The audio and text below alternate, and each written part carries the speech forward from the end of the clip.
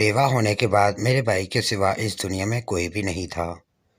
عدت ختم ہونے کے بعد میں واپس اپنے میکے آ گئی۔ میری بھابھی بے اولاد تھی، گھر میں بچے نہیں تھے، زیادہ کام نہیں ہوتا تھا، جو تھوڑا بہت کام ہوتا وہ کر کے اپنے کمرے میں جا کر لیٹ جاتی۔ ویسے تو میری عمر زیادہ نہیں تھی، 30 سال کی ایک جوان عورت تھی۔ ساری رات بھابھی کی آوازیں مجھے سونے نہ دیتی، میں ہاتھ کی لذت لینے پر مجبور ہو گئی۔ بھائی کے لحاظ سے میری بھابھی عمر میں کافی چھوٹی تھی، لیکن پھر بھی میری بھابھی ایک دن بھی خالی نہ جانے دیتی۔ ایک رات شاید بھابھی دروازہ بند کرنا بھول گئی تھی۔ جب کمرے کے پاس سے گزرتے ہوئے میری نظر سیدھا بیڈ پر پڑی تو میرے قدم وہیں رک گئے۔ آج میں پہلی بار اپنے بھائی اور بھابھی کو قریب سے دیکھ رہی تھی۔ میں واپس پلٹنے ہی لگی تھی کہ میرے بھائی کی نظر مجھ پر پڑ گئی۔ ڈر کی وجہ سے میری ٹانگیں کانپنے لگیں۔ میں جلدی سے اپنے کمرے میں آ کر لیٹ گئی۔ میرا پورا بدن پسینے سے بھیگ چکا تھا۔ نہ جانے بھائی میرے بارے میں کیا سوچ رہا ہوگا کہ میری بہن کتنی بے شرم ہے جو اپنے شادی شدہ بھائی کے کمرے میں جھانکتی ہے۔ لیکن میرا ایسا کوئی ارادہ نہیں تھا۔ میں سونے کی کوشش کرنے لگی، لیکن نیند آنکھوں سے کوسوں دور تھی۔ میں نے کروٹ بدل کر دوسری طرف منہ کیا تو مجھے ایسا محسوس ہوا جیسے کوئی میرے ساتھ لیٹ رہا ہو۔ میں نے مڑ کر پیچھے دیکھا تو میرا بھائی میرے اتنے قریب بیٹھا تھا کہ میں خوف سے اٹھ کھڑی ہوئی۔ میں نے اپنے سینے کو دوپٹے سے ڈھانپا اور بھائی کے سامنے نظریں جھکا کر کھڑی ہو گئی۔ اس سے پہلے کہ میں بھائی سے کچھ کہتی تو بھائی میری کمر پر ہاتھ پھیرتے ہوئے بولا کہ تمہیں بڑا شوق ہے نا اپنے شادی شدہ بھائی کے کمرے میں جھانکنے کا۔ ڈر کی وجہ سے میری ٹانگیں کانپنے لگیں۔ جیسے بھائی اپنا ہاتھ میری کمر پر پھیر رہا تھا تو مجھے ہلکا ہلکا سا سرور ملنے لگا۔ اتنے عرصے کے بعد کسی مرد کا چھونا مجھے اچھا لگ رہا تھا۔ بھائی قطرہ قطرہ لذت لیتے ہوئے آہستہ آہستہ میری قمیض اوپر اٹھانے لگا تھا۔ جب میں نے کانپتی ہوئی آواز میں کہا کہ بھائی پلیز، مجھے شرم آ رہی ہے، لائٹ تو۔ بیوہ ہونے کے بعد میں اپنی بھابھی کی نوکرانی بن گئی تھی اور مجھے نہ چاہتے ہوئے بھی ان کی خدمت کرنی پڑتی تھی۔ میں نے ذرا سا دروازہ کھولا تو باہر سفید دوپٹہ پہن کر ایک بوڑھی عورت مٹی میں بیٹھی مشکل کھانے کی فریاد کر رہی تھی۔ دیکھنے میں وہ ہرگز بھی کوئی فقیر معلوم نہ ہوتی تھی۔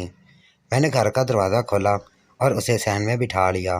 اس کے سامنے کھانے کی پلیٹ رکھی اور گلاس بھر کر ٹھنڈا پانی بھی رکھ دیا۔ اس عورت کے چہرے میں مجھے اپنی ماں کا عکس دکھائی دے رہا تھا۔ میری ماں بھی بالکل ہی ایسی تھی۔ وہ فقیرنی کھانا کھاتی جاتی اور نظر اٹھا کر میری طرف بھی دیکھتی تو مجھے اس کی آنکھوں میں تشکر کے آنسو نظر آتے۔ جب اس نے سر ہو کر کھانا کھا لیا، میں نے دوپٹے کے پلو میں بندھے کچھ نوٹ اس کے ہاتھ میں رکھ دیے۔ 2 دن پہلے ہی میرے بھائی نے مجھے یہ پیسے دیے تھے کہ اگر مجھے کچھ ضرورت ہو تو میں خرید لوں، لیکن نہ ہی مجھے کوئی ضرورت تھی اور نہ ہی کسی چیز کی خواہش، اس لیے میں نے وہ نوٹ اس عورت کو دے دیے۔ مجھے وہ کوئی بہت ہی عزت دار اور ضرورت مند عورت لگتی تھی۔ جیسے اخلاق نے فقیرنی بنا دیا، اس عورت نے تو کھانے کے سوا اور کچھ بھی نہیں مانگا تھا۔ مجھ سے پیسے لیتے ہی اس نے فوراً مجھے دعا دی کہ اللہ تجھے جڑوا بچے دے، تیرا گھر خوشیوں سے آباد ہو جائے اور تیری ویران زندگی میں بچوں کی کلکلیاں گونجنے لگیں۔ اس فقیرنی کی باتوں نے میری آنکھ نم کر دیں۔ میں نے اسے بتایا کہ میں تو ایک بیوہ عورت ہوں، میرے شوہر کو گزرے ہوئے کافی عرصہ ہونے والا ہے، میری جولی میں اولاد کیسے آ سکتی ہے۔ میری بات سن کر اس فقیرنی نے بہت عجیب سی نظروں سے میری طرف دیکھا اور مجھے ایسے لگا جیسے وہ کچھ کہنا چاہتی ہوں، لیکن اس سے پہلے کہ وہ میری بات کا کوئی جواب دیتی، میری بھابھی وہاں چلی آئی اور اس فقیرنی کو صحن میں بیٹھا دیکھ کر ان کا مزاج پوری طرح گرم ہو گیا۔ میری بھابھی نے دھکے دے کر اس فقیرنی کو گھر سے باہر نکال دیا اور ساتھ ہی مجھے بہت ذلیل کیا اور اتنی باتیں سنائیں کہ میری آنکھوں سے ٹپ ٹپ آنسو بہنے لگے۔ وہ نفرت سے کہہ رہی تھی کہ یہ تیرے باپ کا گھر نہیں جہاں تو جس کو دل چاہے اندر بلا لے، نہ ہی یہاں تیرے شوہر کے پیسوں کا کھانا پکتا ہے، یہ تیرے بھائی کا گھر ہے اور یہاں میری مرضی چلتی ہے۔ آئندہ کسی کو اس گھر کی دہلیز پار کرنے سے پہلے مجھ سے اجازت ضرور لے لینا۔ بھابھی غصے سے بولتی واپس آرام کرنے اپنے کمرے میں چلی گئی تھی اور میں سوچ رہی تھی کہ میری بھابھی کتنی کم ظرف ہیں جو ایک غریب کو 2 نوالے بھی نہیں کھلا سکتی۔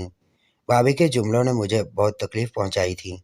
میرے شوہر کے انتقال کے بعد میں پہلے ہی بری طرح ٹوٹ گئی تھی، کیونکہ میرا چاہنے والا شوہر ایک حادثے میں اچانک ہی مجھ سے بچھڑا تھا۔ لیکن اس کے بعد جب میں اپنے بھائی کے گھر پر آئی تو دکھوں کا ایک نیا ہی سلسلہ شروع ہو گیا۔ میرے ماں باپ حیات نہیں تھے، اس لیے مجھے مجبوراً بھائی کی دہلیز پر آنا پڑا تھا، اور یہی بات میری بھابھی سے برداشت نہ ہوئی تھی۔ 31 سال کی عمر میں نے بیوی کی چادر اوڑھ لی تھی، اور اسی چادر نے میری زندگی کو مشکل ترین بنا دیا تھا۔ میرے شوہر اکبر رانا ایک بہت بڑے کاروباری شخص تھے، اور میں ان کے ساتھ ایک آئیڈیل لائف گزار رہی تھی۔ خدا نے ہماری جولی میں اولاد نہیں ڈالی تھی، لیکن دوسری بہت سی ایسی خوشیاں تھیں جن کے سہارے ہم اپنی زندگی گزار رہے تھے۔ اکبر نے مجھ سے اپنی محبت سے شادی کی تھی، اور انہوں نے ہر دن اس محبت کو نبھایا بھی تھا۔ اپنے گھر والوں کے لاکھ مخالفت کے باوجود اکبر نے مجھے اپنے سر کا تاج بنا رکھا تھا۔ لیکن جیسے ہی اکبر کا ایکسیڈنٹ ہوا اور ان کا انتقال ہوا، ان کے بھائیوں نے مجھے گھر سے باہر نکال دیا اور صاف کہہ دیا کہ اب ان کا مجھ سے کوئی تعلق نہیں، نہ ہی مجھے اکبر کی جائیداد کا کوئی حصہ ملا تھا، اور نہ ہی کسی نے یہ سوچا تھا کہ میں بیوہ ہو کر کہاں جاؤں گی۔ جب کوئی سہارا نہ بچا تو مجبوراً میں اپنے بھائی کے پاس چلی آئی۔ بھائی مجھ سے بہت محبت کرتے تھے، اس لیے بھابھی مجھے اپنے گھر برداشت کرنے پر مجبور تھی، اور میرے پاس بھی بھائی کے علاوہ اور کوئی نہیں تھا، اس لیے مجھے بھی بھابھی کے رحم و کرم پر ہی رہنا پڑ رہا تھا۔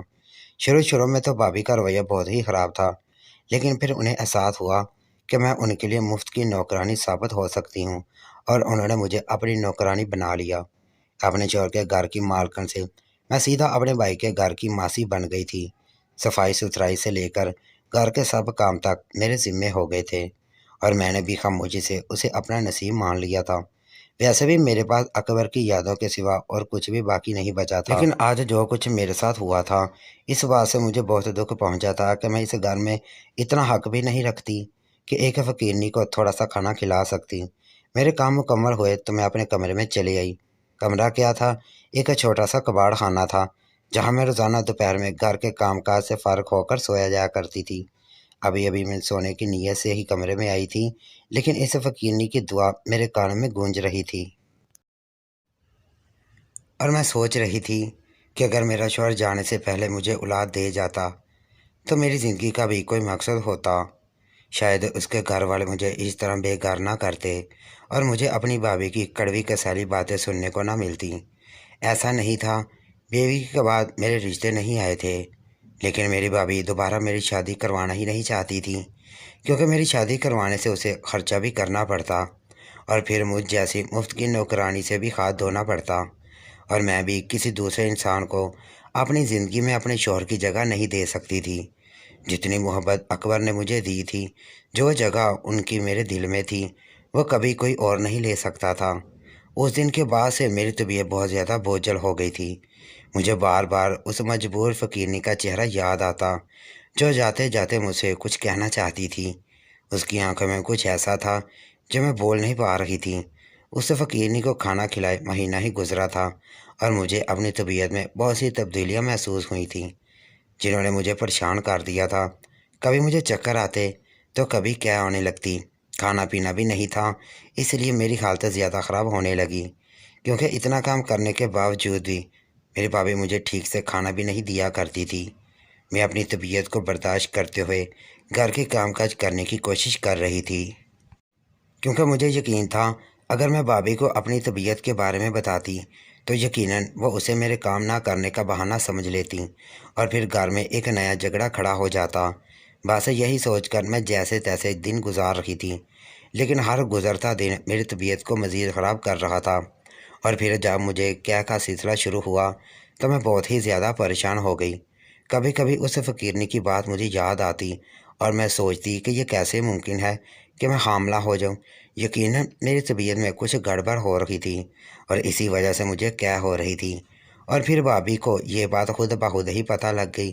مجھے لگا شاید بھابھی مجھ سے کچھ ہمدردی جتائیں گی اور مجھے ڈاکٹر کے پاس لے کر جائیں گی، لیکن ایسا کچھ نہیں ہوا، بلکہ میری بھابھی نے تو ایسی بات کہی جسے سن کر میرے قدموں تلے سے زمین نکل گئی۔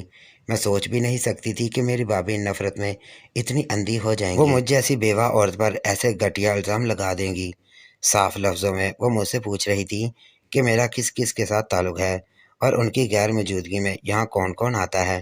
بھابھی کہنے لگی جس طرح اس دن تو نے اس فقیرنی کو اندر بلایا تھا، مجھے اسی دن یقین ہو گیا تھا کہ تو میرے پیچھے اور بھی لوگوں کو گھر بلاتی رہی ہوگی، تو سے اپنی جوانی سنبھالی نہ گئی اور میں نے تیری شادی نہ ہونے دی۔ تو نے اس طرح اپنا منہ کالا کر لیا، ہمیں بھی کسی کو شکل دکھانے کے لائق نہیں چھوڑا۔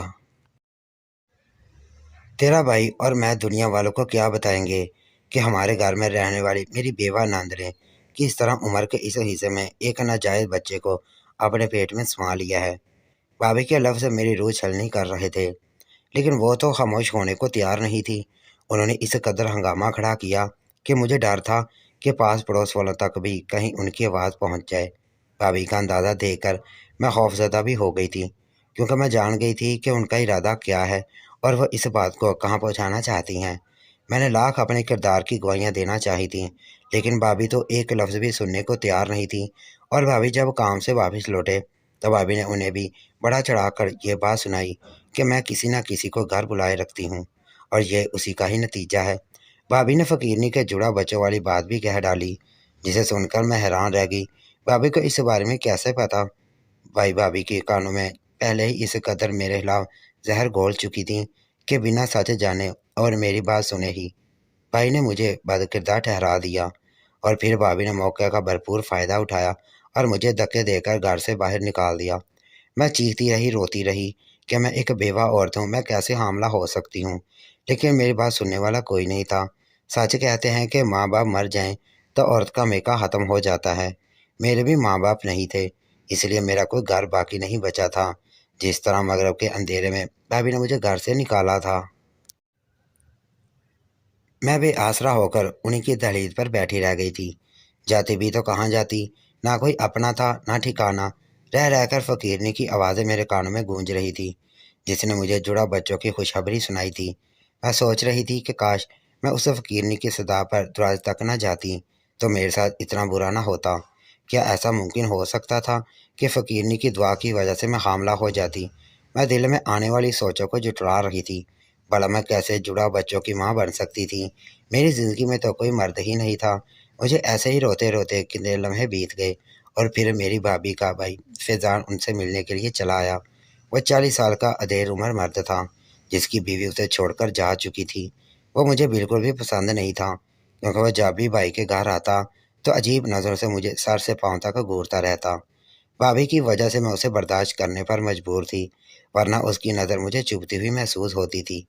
مجھے دروازے پر بیٹھا دیکھ کر وہ حیران ہوا اور پوچھنے لگا کہ سب خیریت تو ہے نا؟ فریال، آپ ایسے یہاں دروازے پر کیوں بیٹھی ہیں؟ اس کے انداز میں بہت ہی زیادہ ہمدردی تھی۔ میں نے نظریں جھکا لیں۔ میں ایک غیر مرد کو کیا سناتی کہ میرے اپنوں نے ہی میرے دامن کو داغدار کر دیا ہے۔ بغیر کسی غلطی کے مجھے قصوروار ٹھہرا کر سزا بھی سنا دی گئی ہے۔ مجھے تو صفائی کا ایک موقع بھی نہیں دیا گیا، اور نہ ہی میں خود جانتی تھی کہ میری اسے بگڑتی ہوئی طبیعت کے پیچھے کیا وجہ ہے۔ مجھے بھابھی کے الزام لگانے کا اتنا دکھ نہیں تھا جتنا بھائی کے یقین کر لینے کا تھا۔ میرا بھائی تو میرے کردار کو اچھی طرح جانتا تھا، پھر بھی اس نے میری بات سننے کی کوشش کیوں نہیں کی تھی؟ اسی بات نے مجھے بہت دکھ پہنچایا تھا۔ میں فیضان کی بات کا جواب دینے کی بجائے بس زاروں قطار رو رہی تھی، کیونکہ میں مزید اس دہلیز پر نہیں بیٹھ سکتی تھی۔ رات کا اندھیرا گہرا ہوتا جا رہا تھا اور مجھے بہت خوف محسوس ہو رہا تھا۔ فیضان میرے ہی پاس گھٹنوں کے بل بیٹھ گیا اور کہنے لگا، فریال، آپ پریشان نہ ہوں، میری بہن دل کی بری نہیں ہے، بس کبھی کبھار غصہ ہو جاتی ہے۔ دراصل وہ بے اولاد ہے اور اسی بات نے اسے چڑچڑا بنا دیا ہے۔ 1-2 دن میں وہ خود ہی ٹھیک ہو جائے گی تو پھر آپ یہاں واپس آ جائیں گا۔ فی الحال رات بہت ہو گئی ہے، آپ میرے ساتھ چلیں، میرے گھر اماں موجود ہے، آپ 2-3 وہی دن گزاریں۔ فیضان کی بات سن کر مجھے کچھ ڈارس بنی کہ کم سے کم کوئی تو سہارا مل گیا تھا۔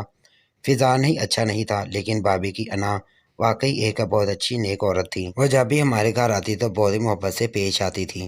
ان کا خیال آتے ہی میں اس کے ساتھ اس کے گھر جانے کے لیے راضی ہو گئی۔ مجھے کیا خبر تھی کہ بھابھی کا بھائی بھی انہی کی طرح مکار اور چلاک ہے۔ میں فیضان کے ساتھ اس کے گھر پہنچی تو میری جان نکل گئی، کیونکہ وہاں ان کی ماں موجود نہیں تھی۔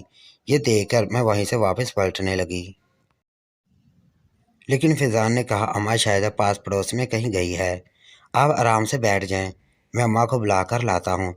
میں ڈرائنگ روم میں بیٹھ گئی اور فیضان گھر سے باہر نکل گیا، لیکن کافی دیر بعد جب وہ لوٹ کر نہ آیا اور نہ ہی بھابھی کی اماں آئیں تو میں پریشان ہو گئی اور ان کے گھر سے نکلنے کی کوشش کی، تو میرے رونگٹے کھڑے ہو گئے، کیونکہ فیضان گھر کا دروازہ باہر سے تالا لگا گیا تھا۔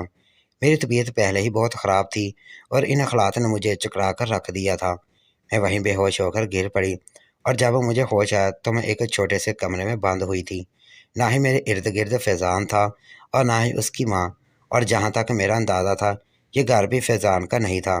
مجھے یقین ہو گیا تھا کہ میں نے ایک غیر مرد پر اعتبار کر کے بہت بڑی غلطی کر دی ہے، لیکن مجھے یہ معلوم نہیں تھا کہ فیضان نے یہ سب کیوں کیا تھا اور وہ میرے ساتھ آگے کیا کرنا چاہتا تھا۔ میں بند دروازے کے پیچھے زور زور سے چیخ رہی تھی کہ شاید کوئی میری مدد کے لیے چلا آئے، لیکن اس ویرانے میں تو میری اپنی ہی آواز گونج رہی تھی۔ کافی دیر چیخنے چلانے کے بعد میری ہمت ختم ہو گئی اور میں کرسی پر بندے بندے ہی آنسو بہانے لگی۔ کمرے میں ہونے والی گرمی، گھٹن، میری بڑھتی ہوئی عمر اور طبیعت کی خرابی نے میری جان نکالی ہوئی تھی۔